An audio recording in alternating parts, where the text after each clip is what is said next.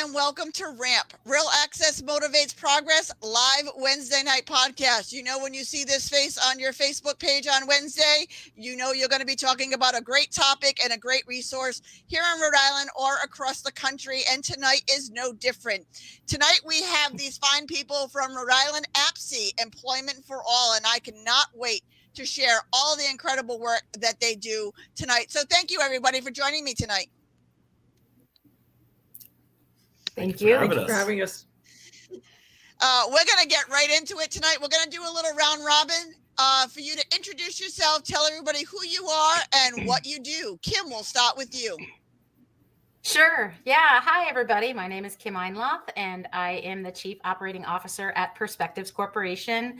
And I am also the co-president of Rhode Island APSE, which stands for the Association of People Supporting Employment First. And that's who I am, and that's what I do. That is exciting. Rory, how about you? Good evening. My name is Rory Carmody. I work for Access Point, Rhode Island. I provide employment supports to folks with developmental disabilities and other disabilities. And I also sit on the Governor's Commission on Disabilities with Tina. That's awesome. And yes, she is our chair and I am her vice chair. I am her second in command. She is our fearless leader that we cannot do anything without. So thank you, Rory. Key O'Donnell, tell us a little bit about you, who you are and what you do. Hi, my name's Key. I'm the Director of Day and Employment Services at the Fogarty Center, similar capacity to what Rory described, and also have the honor of serving as co-president of the Rhode Island APSE chapter, and also serve on the National Board of Directors as the Northeast Regional Delegate. We are so excited. And before we get going any further, Rory is wearing the amazing shirt from our Accessibility is Beautiful event, our very successful event in September, that Kim from Perspectives Corporation donated all of those t-shirts for us, and we can't be more thankful because I see them out and about in Rhode Island everywhere, and we can't thank you enough for that. So Kim, tell us a little bit about Rhode Island APSE and what it does for people in Rhode Island. Sure. Well, I'll start with the fact that it's a national organization, and it's really the only grassroots organization that supports employment first. That is their sole purpose. That is what we believe in. And that's what we do here in Rhode Island. So Rhode Island is just one chapter of many. And we believe that employment first should be offered as the first and preferred service that's delivered to people with disabilities that are receiving public funding or services through public funding. And so we believe in real jobs and real wages. We believe that anybody who wants to work can work. And that's what we stand for, and that's what we advocate for. So I don't know, Key and Rory can certainly join me in describing what it is that we do on a national and local level, but that's really it in a nutshell. Yeah, Rory, I'd like to have you give a little bit more take on that, what it means to you and what it does for Rhode Island from your perspective. What it does for Rhode Island, it holds us up as kind of a leader in doing employment services for people as part of the national conference to explain Rhode Island is moving forward of our DOJ consent, which finally closed sheltered work programs and did away with the 14C certificate that allowed people to pay individuals with disabilities sub-minimum wages. So we're kind of leading the charge there. Rhode Island is one of only, I think, 7 or 8 states, guys, that doesn't have an institution anymore. We're not segregating people residentially. And nationally, 40 plus states still operate large warehousing institutions for people with disabilities. So Rhode Island has always been on the forefront of moving the needle forward. And I think APSE just so speaks to our mission and our drive to do that, both on a national and on a local level. And personally, I couldn't be happier with the leadership at Rhode Island APSE with both Kim and Key. They really are state treasures, national treasures too, when we think about supporting people with disabilities. Oh, I agree with you. Key, give us your perspective and tell us what some of the obstacles that you have with getting people employed here in Rhode Island. Well, I think it really first starts with really empowering people to make decisions in their own lives, find their own career path, find the place that they belong, and not just to participate, but to contribute. So I find great strength, not just in a grassroots organization that has a strong state chapter, but also looking at my colleagues nationally and finding that, this is more than just, I think, a movement for people with disabilities. And by the way, Rhode Island APSE is a cross-disability group, but really looking at the civil rights movement and where we have the opportunity to find our place in helping advance it.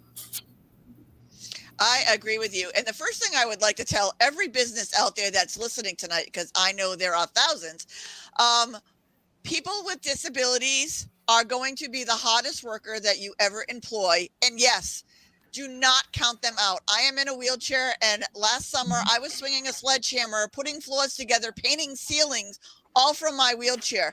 So don't tell us what our ability can do. Let us show you how we can benefit your company and open your minds to more employment and more abilities. Kim, tell some of the businesses, some of the small accommodations that they may have to make and why it would be important for them to hire somebody of disability. Sure. So like you said, Tina, I believe that too, that people with disabilities being welcomed into the workforce is absolutely a win-win. I believe diverse and inclusive businesses tend to thrive, and people who have disabilities, don't count them out. I couldn't agree more. I know that some of the people that work that have a disability are some of the most creative people that I've come across, and good problem solving skills, and shouldn't be counted out, to put it simply. So I think that there are several businesses that will do well broadening their scope of who their potential employees are. And sometimes accommodations can come in a very small, if not any cost. Sometimes it's about a schedule adjustment. Sometimes it's about proper seating or proper lighting, or strategies that will actually benefit the full workforce, not just the person with the disability. So we find when that universal design is implemented, everybody wins. The employer wins because they have a strong workforce. The workforce wins because they're employed and contributing and have a purpose and matter. So that's that's it in a nutshell. I think that accommodations can come in all sizes, but should not be a barrier often. They're very, very low cost, if not free. I completely 100% agree with you on that. And the people who win the most is the general public, your clientele, because they get to learn that we're the norm. We're not different. We're not, we shouldn't be preyed upon, that we're going to get better, or we shouldn't be, disability is not a negative term. So you can actually see and empower other people by saying, look, if they can do it, why can't I? So I agree. Everybody wins when you employ everybody. Rory, you wear so many different hats, from Access Point to the Governance Commission to being on APSE. How does that all correlate to you, and why is it so important for you to work with the disability community? I think it's an important group of people who have been underrepresented for a long time, who have been kind of disenfranchised from their communities. And if you think of any population, roughly 20 to 30% of any population identifies as having a disability, which means 200,000-300,000 of our fellows fall into that make it possible to folks into our communities. If COVID taught us one thing, it taught us that all of our folks who were working showed up every day, and our direct support professionals showed up when other people didn't. So the commitment to supporting people with disabilities isn't just, it's not just a motto, it's what people are living and doing every day. And our direct support professionals went above and beyond every day, coming into work, dealing with critical situations, and never wavering in their support for people with disabilities or the mission. And even during COVID, we were finding jobs for people, and employers, I think, finally began to realize the strength and the untapped resource of people with disabilities. And as Tina and I have often said, being in a disability group is the largest minority group out there, but it it is also a group that we will all find ourselves in someday, either by accident, age, disability, or other medical condition. So I want to make sure there is a robust service system available when I or my family needs those services. Yeah, I agree with you. You know, COVID gave everybody a glimpse into the disability community. I've said it 1,000 times that everybody got to be part of the disabled community. You couldn't get into where you wanted to get into. You couldn't be with who you wanted to be with. You were exiled and isolated. The good part is when we were told we couldn't be out and about, we couldn't work from home, we couldn't go to the doctors from home, we couldn't encounter everybody. It all happened within a month's time where we could do all of these things from home with the biggest of grace and the movement forward that now it's the norm. You know, and that's the whole thing is being a person of disability and hiring them. It should be the norm. It shouldn't be, you know, an extra additive.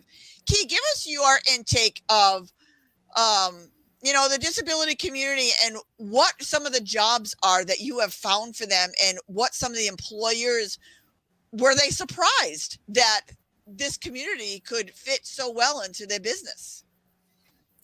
Absolutely, Tina. So a couple of things. First, I'm glad you really bring up the small business community because really our role as business developers and consultants is a two-customer approach. Yes, we serve the individual with disabilities, but we also serve the business. So being able to have access to those decision makers, to have them understand that this is not charity, but as Rory's point, an undertapped resource is very empowering for the community.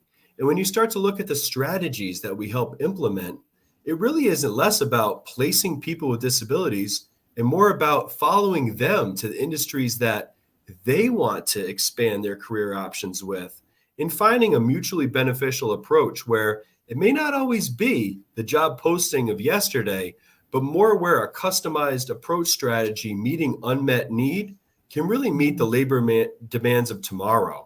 And I think that's where, whether you start to look at small businesses or large, you start to have a talent acquisition approach, which I think is very supportive of where we all want a diverse workforce that's going to lead us into the 22nd century. Yeah, I totally agree with you. And what people don't understand is by 2030, when the baby boomers in 2 years start hitting 60 and older, half of Rhode Island's population and the country is going to be using mobility devices. So they need to be physically accessible. They need to have that plan. They need to, this is going to be your workforce. If it's half the community out there, this is going to be your workforce. You need to plan for it today. You got 9 years to get yourself ready. Or might as well close your doors now because you'll be shutting down your business if you alienate half the population. Nobody wants to do that. So we're here to help you in an unconfrontational way, in a positive way, the most affordable way possible out there. I don't know who wants to take this, but I'm going to throw this one out there. What are some of the what are some of the most job openings for somebody of disability, or what was the most surprising job that people were like, wow, you know, that could really be handled by somebody? I'd like to start off. A young woman that I support with intellectual and developmental disabilities had tried to serve her country by enlisting in the armed forces. Unfortunately, she wasn't able to actuate that dream, but as someone who had volunteered for Pride Fest, the Air Show, and a number of other capacities, as well as having a previous job at Gillette Stadium, which we know can be a little rough, even if the Patriots win or lose a game, had actually over a couple months ago just been hired at the airport in a position that recognizes her personal need for assuring that she's seen as someone with value and contributions and some authority, while also getting a really good pay rate for doing some pretty intense work. What I did not know out of that position was those people that actually carry the baggage for, say, TF Green Airport are also the last line of defense that actually parks the airplane when you're looking at actually offboarding passengers. So to me, again, it's about following people's dreams and not putting people in disabilities in a box as far as saying what industries do they typically occupy, but really supporting their dreams and seeing what types of industries can they occupy. I love the way you said that. That was like so perfect. Cause like I said, we get we get marginalized. We get like, everybody's like, oh, you're in a wheelchair, you can't do that. Don't tell me I can't do it, because my next words to you is watch me. I will find a way. It may not look the way you wanted it to look, but I will find a way to accomplish a task. Like, I'll tell you, best free therapy ever is swinging a sledgehammer, knocking down walls. I recommend it to everybody. Do it at some point, because I'll tell you, during COVID, it was the best free therapy. I could be a therapist at this point. Just give everybody a sledgehammer and let them go at it. It's awesome. Who wants to add to that? Any other ideas or situations of people that got employed that were shocked about? Or go ahead, Kim. Sure. Yeah. So I don't know about shocked about, but I think it's almost the opposite as far as the variety of industries where people will explore based on their own personal achievements, their skill set, their motivation. And so what I love to see is that we are working hard to make sure that people have equity and access to all of the jobs that are out there. So those high demand jobs, we want to give people the opportunity to compete. Sometimes people will do we'll use different strategies like job sharing, or we'll do some job carving, or we'll do what Key had referenced, some customized employment. And that is when you really look at that business and you work with that business and you look at the job seeker and figure out where that match can be made. And everybody wins, as I said before. So I don't know that there's really been anything shocking, but like you, Tina, if somebody says, oh, that person will never find a job, that person will never work, I will say, watch them. We'll find that. We won't give up. Have you had any business owners shocked by the person you sent to them, thinking that this wasn't going to work out, and then completely shocked that it was like probably the best hire that they made? I certainly know that there have been businesses that have been very impressed. I think sometimes with the people employees that they've hired. Go ahead, Rory. And there's also no such thing as a disabled job or job for the disabled. It's about a job that any person would have. We're competing on the same level. And I think sometimes employers think charitably and say, well, I don't want them not to fit in or people not to get along with them. And then once a person is in, they become, a central and important part of that employment situation. And it just gives people perspective about their employees and the width and breadth of their skills, which, we have a lot of folks who are working in retail things, and people were concerned, well, they can't run a cash register. No, but they can do everything else. And people prefer not to do some things anyway. So we're matching those skills up with your employees to get the best fit. And ultimately you get the best bang for your buck. Yeah, I agree with you. I think the one thing that I would like everybody to know is that we don't want to stand out. We don't want to be different. We don't want to be treated with kid gloves. Right. We want to be treated like everybody else. If I did something wrong in the workplace, I want you to reprimand me that you would reprimand anybody, or, guide me in the right direction. Don't treat me differently because I move around differently, or I may look differently or act differently. We want to be treated the same. And I think if people could get past that, I think this would become a normal situation for everybody. Key, can you give us a little bit more on that type of topic? Sure. So I think, how do people get past that? The same we get past anything. We have real life exposure and experience to seeing the benefit, not talking about it, seeing the benefit, whether that's someone in a hiring capacity, someone in a similar HR capacity, or really, and most importantly, customers and coworkers who don't look at their counterpart that may be affected by a disability any different, because quite frankly, they're challenged to keep up the pace with their coworker, as it should be in a business. Again, I mentioned it's not so much charity. And one thing that I think you want to underscore is the importance of natural supports, but also sometimes fading out of paid supports. So there might be some people that might benefit from the use of what's known as a job coach. That job coach can help alleviate the perceived onboarding risk and need for training with a business, while also really cultivating those connections so that a person doesn't just have a job, but one that they fit in with, that might be able to build those same bonds as I'm sure all of us have benefited with in the workforce. That is so powering, that you say that. I think that's so enriching. What I want to say is, with 50% of the population, 26% right now, 1 in 4 people have a disability. As we're getting older, somebody's going to be using a mobility device, either temporary or permanently, starting to lose hearing, dementia sets in. So there isn't anybody out there in the world that you're going to come across that doesn't have some relationship to somebody of disability. Now you figure if they can see those people in the workforce, when they're out and about, when they're out in a retail store, when they're out at the convention center going to a thing, and they can see it, it's going to normalize it. It's going to make that person feel that their counterpart or their loved one is out there, is loved, is wanted, is needed, and not be so coddling to them as a loved one as well, because they can say, look, if this one has the same disability as so-and-so, look what they're doing. Maybe they can do the same thing. I mean, everybody is an individual, so you have to take that into account too. Kim, could you talk a little bit more about that? Sure, absolutely. I think, often we'll think about this work that Rory, Key, and I are involved in a way where we're talking about one person at a time. And I think that that's where we've seen most of our success. So the references made so far about there really aren't jobs that are good for people with disabilities, or maybe there are, but that's not necessarily how we think of it. We think of it, but we start with the person, we think about the business, we figure out those needs, those matches. And I think we look forward to a day where people are visible.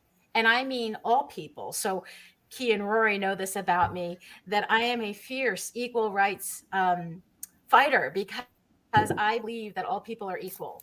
And that's not just limited to disability. And so when we can live in a time, or when we can get to that place that we all envision, where people are treated as equals, where people have access, the point you were talking about, Tina, the future and what it looks like, businesses are going to need to get smart about this, and they're going to need to consider their customer base. They're going to need to think about their workforce, and they're going to need to shift and do the right thing and make employment accessible for everyone. I love that. And one of the best things that I love is going on job interviews, because I don't never disclose that I'm in a wheelchair prior to showing up. I don't need to. Nobody has to disclose anything about them until they have to. So I never have to tell. But I'll tell you how many job interviews I showed up and I couldn't get in the front door, and they're like, you're late for your appointment. I'm like, no, I'm actually here. I'm out front. I can't get in. Or I roll in and they're like, oh, you're in a wheelchair. I'm like, yeah, and you know what I mean? So Rory, can you give us a little bit of points about that, of when you need to disclose and when you don't need to disclose? And I love the shock factor, because I just think I love to watch people's faces. It's mind-boggling to me. Well, it's interesting. There's a great article written by Richard Pimentel, the father of the ADA, called The Art of the Disclosure. And he talks about how each individual has to be comfortable with his or her identity, and how they want to share that information. Spend a great deal of time with our folks helping them to understand what it is they need to share on an interview, what accommodations they might need to have, and how to go about sharing that information about themselves. Now, certainly a person who has a physical disability, it's an obvious when they meet you, but there are other people who have hidden disabilities, or disabilities that aren't that easy to see. So I think the important thing, like Kim speaks to, is the idea of equal rights, where saying that you have a disability is no different than saying I'm left-handed. Kim's right-handed. It will be that inconsequential at some point. But the art of the disclosure is something that's really important, because you do want to make the employer comfortable, in the meeting. You do want the individual to be comfortable when they're going in for the interview as well. So there's no easy answer to that. It's very individualized, and it can change over time. I've had individuals say, I'm not saying nothing. And then may say, I might want to tell them my reading, or I might want to tell them this. And we're like, yeah, and that might work well. So it's very, very individualized. It goes along with the idea of the person-centered planning, that the person is driving those decisions. And that's what we try to do. So it's kind of a long-winded answer for saying there's no set answer.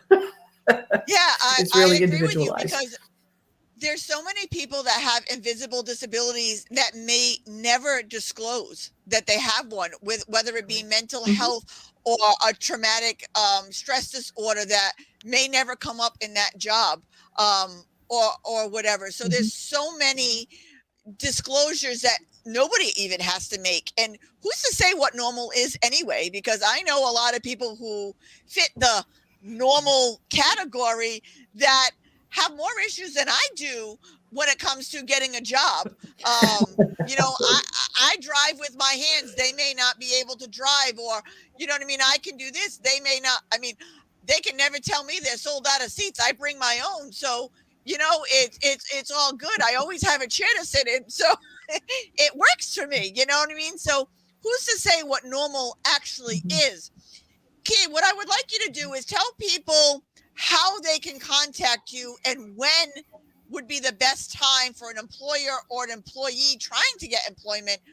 When is the best time for all of that to take place?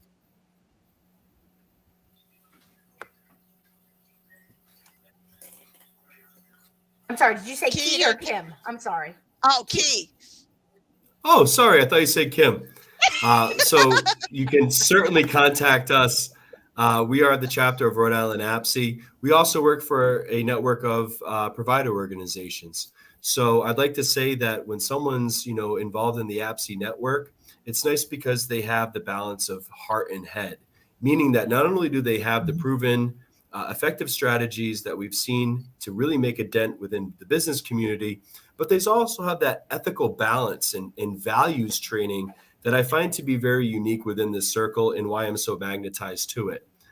So you can certainly look us up at Rhode Island APSE at apse.org and email us there. We also have a Facebook page. We've been trying to get more and more in the media, and thank you for the opportunity for today.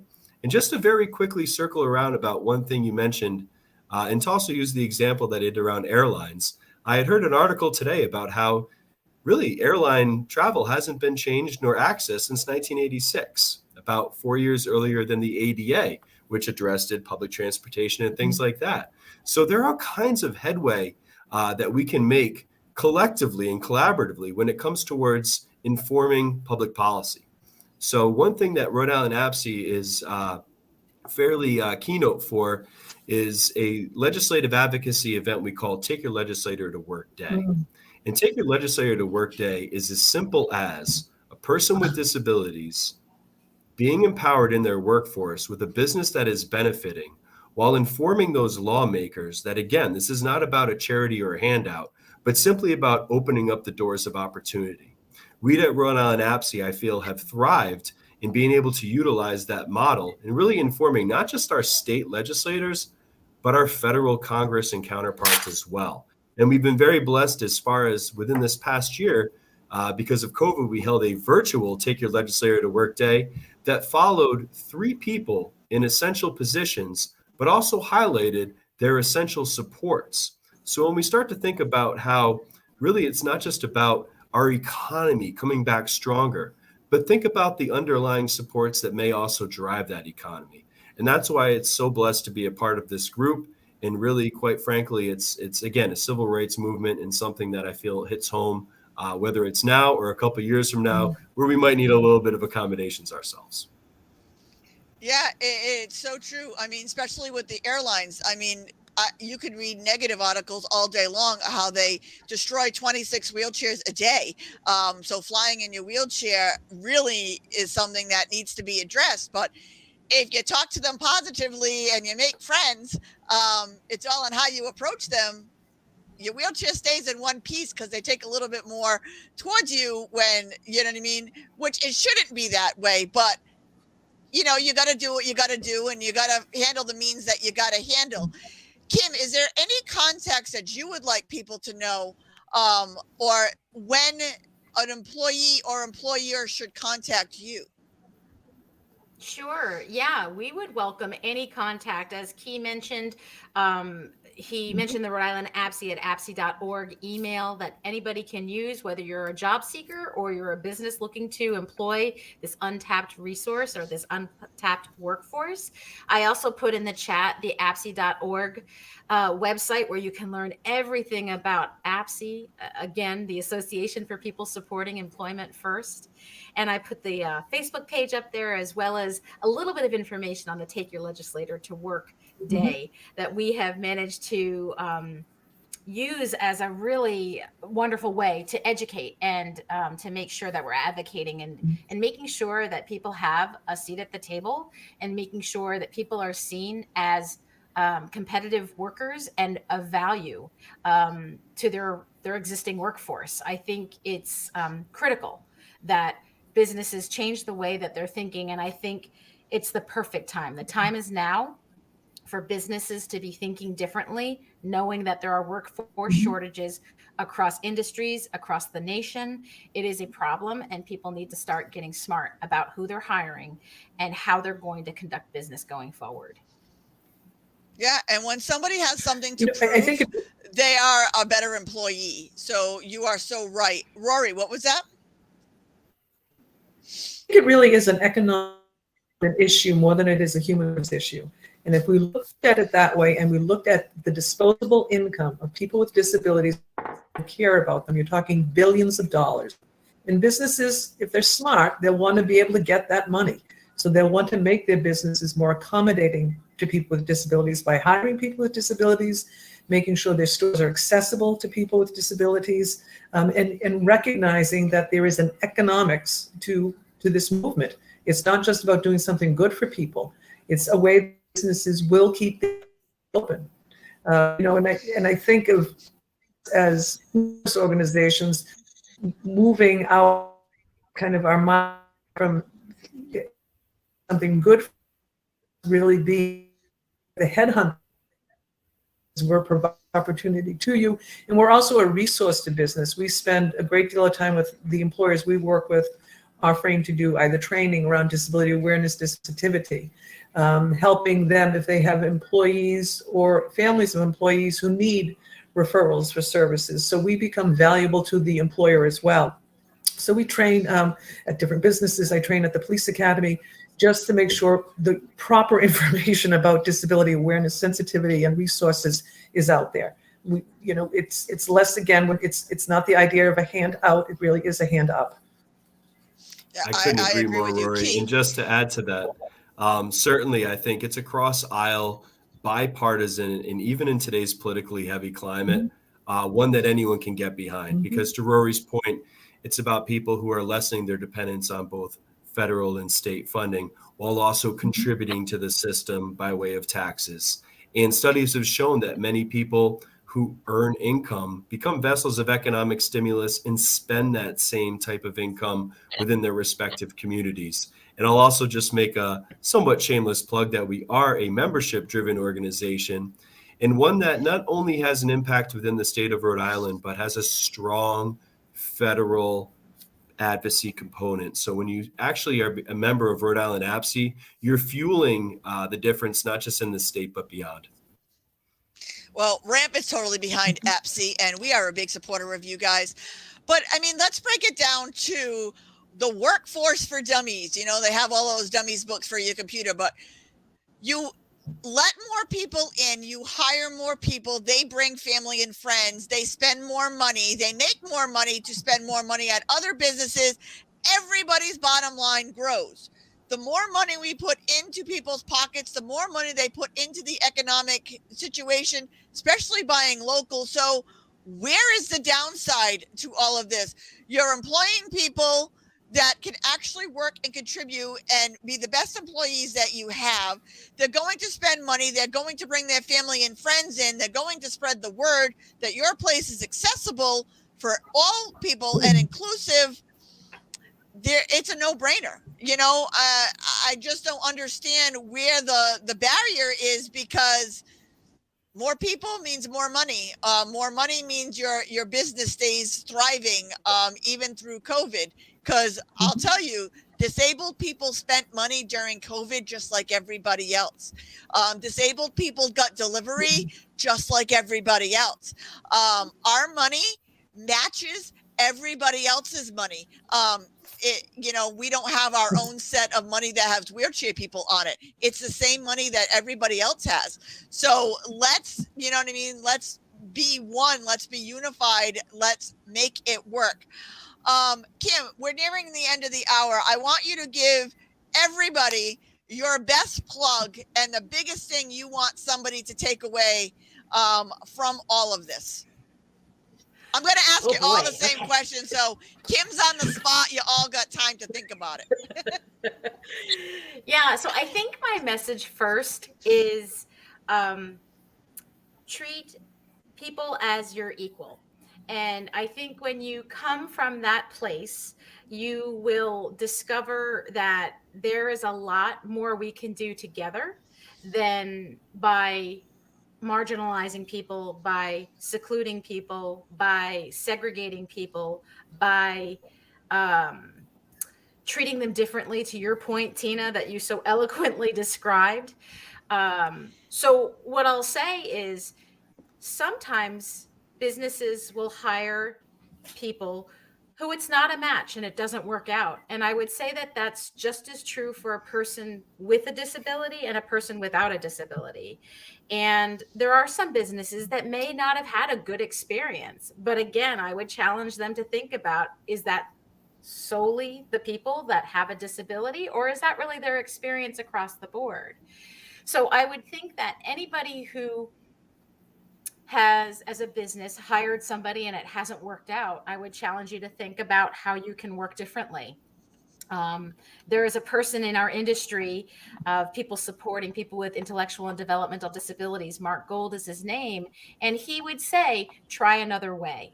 And that is one of the sayings that I hold dear to the work that I do and the way that I live my life, because nothing is impossible, right? Everything is possible. And so my last message will be that give it a try. Think about how you can strengthen not only the workforce, but Rhode Island, this nation. Think about how we can benefit from thinking differently about people who are different from one person. And to your point, Tina, what is normal anyways? Right. And so I agree with you. Thank you for this opportunity. And by saying the word impossible, you're right. Nothing is possible, because if you break impossible down, it just says I'm possible, and I know I'm possible. So if I can do it, anybody can do it. So that's the way I like to look at it. Rory, let's have your go at this.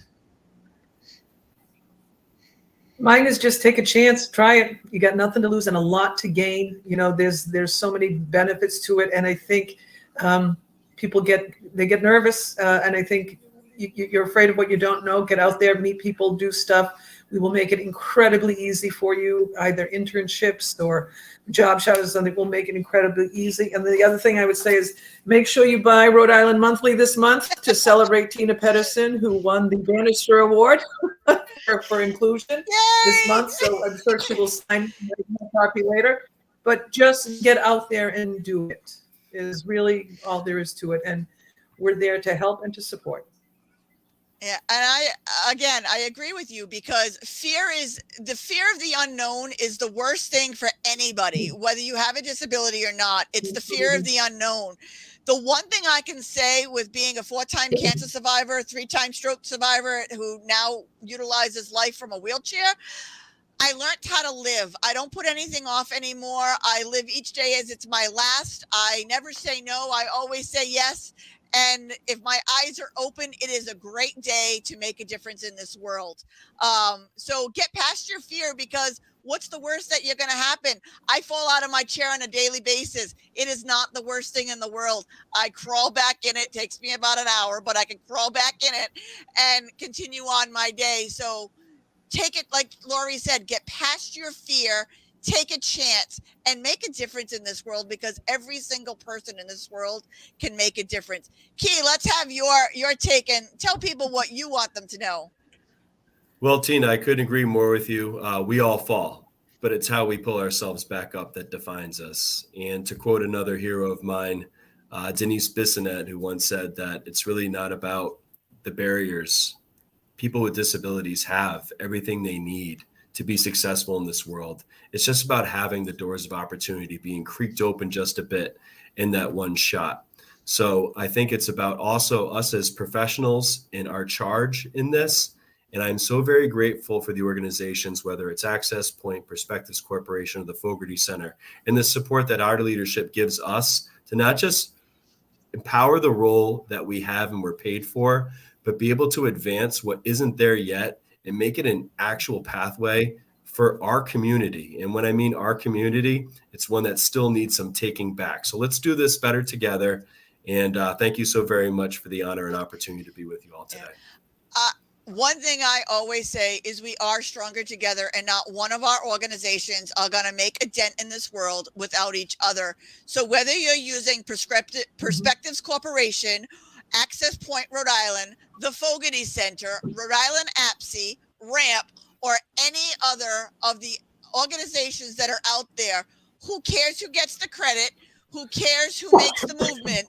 As long as the movement happens, as long as people get hired, and as long as we're spending our money in your establishments and keeping them thriving and thriving, that's all that matters in this world. And that's the bottom line, is we are stronger together. We need to all work together and make a difference in this world. As my favorite saying, don't just sit there, make a difference. To me, it's literal, but for everybody else, it's, you know what I mean? However you want to take it. Kim, give us the contact information again. Sure. Yeah. Anybody can get in touch with us, whether you're a job seeker or a business, or just somebody who's really interested and wants to join us in our quest to level the playing field, right? You can reach us at riapse@apse.org. I've put it in the chat and you're welcome to click on it. You can reach any one of the three of us and the rest of our board. I think you make a great point, Tina. We're not in this for the credit. We are in this to create a movement, to continue the movement. We believe that people have equal rights, and equal rights to employment is one of the most important things. There's so much value in working that go far beyond the paycheck. It's about belonging. It's about acceptance. It's about purpose. It's about having a skill that somebody needs and wants to pay you for. Everybody matters and everybody's eligible. It does. I want to give you guys all 1 minute to talk about your day jobs, as per se, to give a little bit about what it is you do at your day job, because you know we all wear many hats. So if you guys can all give us a round robin of, we'll start with Key on this one. I won't put you on the spot, Kim. Key, give us a 1 minute tutorial of what the Fogarty Center does. So the Fogarty Center supports people in a host of capacities, but holistically and entirely. We have a wide variety of early childhood supports, all the way to transitional supports to adult services. Again, with a focus on community integration and contributions. And we're also the largest provider of what's known as self-directed supports in the state. And that's a little different model where people are able to be their own employer and hire the supports that they want and be in control of the dollars that they have through Medicaid. In a nutshell, it's all about the team that supports me and the people that really we support and serve. And that's where I'm blessed to have people that also have experienced disability in their lives that work on this team. And I'm grateful for the experience, because I'll tell you what, I continue to learn, and I'm just very, very grateful for the platform to continue doing that. I come from a family with people who are affected with disability. And I also have an experience where I grew up in a sheltered workshop myself.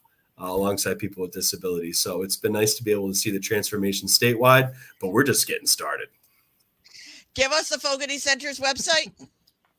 www.fogartycenter.org. That's with an A, and it's the namesake of the late Senator John E. Fogarty, who was one of the first people to help empower people out of institutions in Rhode Island and lead the movement.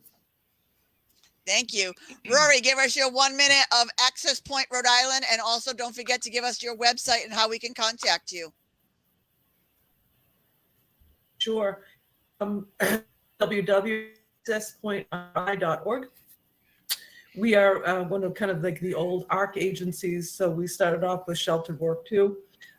We provide services to kids with disabilities in an inclusive preschool and kindergarten, all the way up to senior services for folks. We have day programs, employment, of course, recreation, clinical, apartments, shared living, in-home supports, the whole kind of array of services for people with disabilities. Thank you. And Kim, give us the down low on Perspectives Corporation. They don't just do t-shirts, even though they do those fabulous. They do a lot of other things too. It's true. So I put the website in the chat. It's perspectivescorporation.com. And we are an organization that supports people with disabilities. At a very young age, we provide PASS and HBTS services. We also consult with people who are in babies who are in early intervention that are deaf or hard of hearing. We have a department dedicated specifically to the deaf and hard of hearing and provide services, like I said, in early intervention all the way through end of life. And we provide different services in day services, employment services, adult residential services. We have creative living situations. We have shared living arrangements. It's all on our website, and I would invite you to visit our website. We're very active on social media. You can like us on Facebook. We have a Twitter account. We have an Instagram account.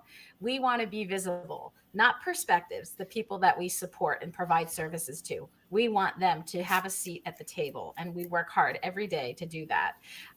So thank you so much, Tina. Really appreciate this opportunity. I'm going to ask you guys to make sure you go to the Facebook Live on the rant page and put all of those links, because the chat here is only for us. It's not for the general public to see. So make sure you go to the live and put those links in. Rory, I want you to give us the 1 minute on the GCD. Since you're the chairperson, I'm going to let you take that one, so that way we cover them as well. All right. The Governor's Commission on Disability has been around since the 80s. And it really came into focus to level the playing field again for disabilities in the state of Rhode. It brought I think in this, it covers everything, legislation to access to public buildings. We have hearing committees, accessibility committees, legislation committees. It's all geared to make sure that everything that we do within the state of Rhode Island meets the needs of people with disabilities, protects the rights, the civil rights of people with disabilities, and make sure that people have a way to redress issues. If it's an unfair housing practice, if it's problems with conditions under the ADA, things like that, we have that ability to do that and to influence, I think, legislators on legislations that is appropriate for people with disabilities and removes barriers that have been impediments to people with disabilities. You know, a couple of years ago, the Deaf and Hard of Hearing community came to us because political ads weren't closed captioned, so they couldn't understand, they couldn't receive the message from people who are running for public office.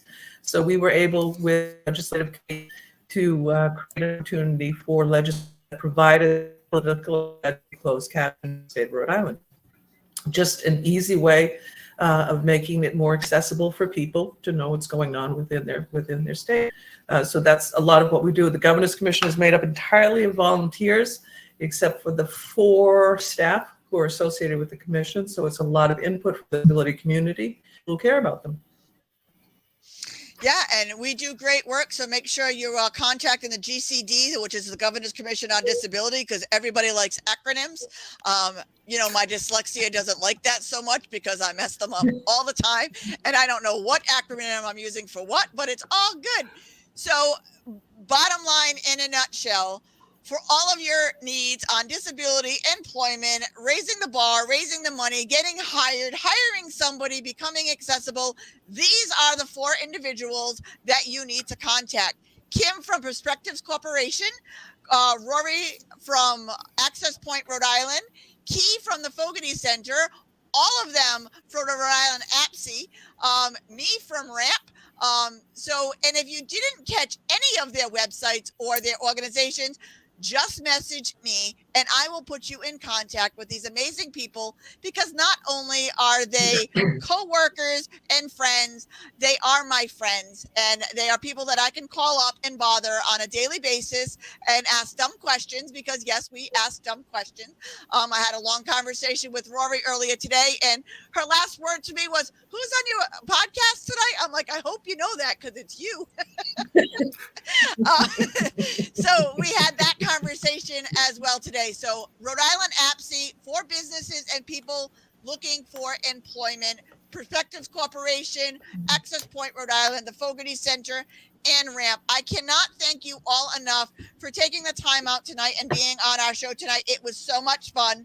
It will be live on our RAMP website momentarily at the end of this. It is also on Twitter and Facebook and YouTube and everywhere else you could possibly use social media. We haven't been on TikTok yet because that's just one platform. I'm not going there. So it's all good. So thank you all so much for joining us tonight. And like I say to next week's show is on Tuesday, not Wednesday, because on Wednesday I have to go and receive my award for the Christiana Bannister Award for Diversity, Inclusion, and Equity. So we will have our show on Toys for Tots, our 25th anniversary, collecting toys for tots here in Rhode Island on Tuesday, same time, same channel, just a day earlier, because we will be going live on Wednesday for the awards reception for the 6 honorees of the inaugural thing. And my date for the event is Lieutenant Governor Sabina Matos. So I got the best date going that night. So you can't ask for better than that as well, especially when you're talking about diversity and inclusion. Taking her along with you is not a bad idea. So thank you all. Don't just sit there, make a difference, and make sure you're contacting Rhode Island APSE, and we will see you all next week. Thank you and have a great night.